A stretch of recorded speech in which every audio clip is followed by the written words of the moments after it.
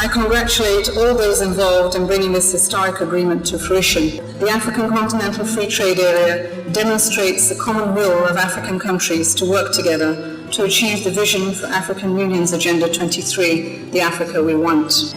The United Nations stands ready to work in partnership with African countries as we move to implement the African Continental Free Trade Area. We are already working with 16 African governments to develop national strategies to maximize the opportunities that have been created by this agreement, and we will increase this number for next year. We are committed to working with African institutions to mobilize the resources that will be required for full implementation of the African Continental Free Trade Area.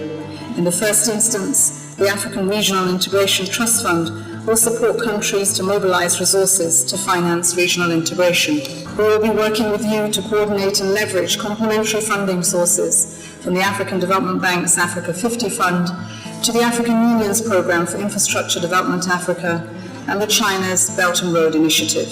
Trade can contribute to either widening or closing inclusion and gender gaps, depending on how our process is managed.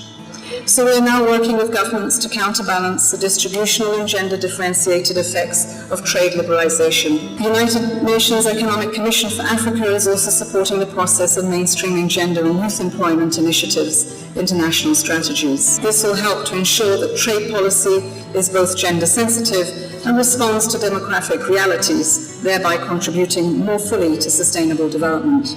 Africans should take particular pride in reaching this agreement at a time of growing protectionism and rising trade tensions that threaten economic stability and progress around the world. The entire UN system will continue to support African countries as you accelerate the continent's development. Together we will realize our shared vision for the Agenda 2063, silencing the guns, and the Sustainable Development Goals that leave no one behind.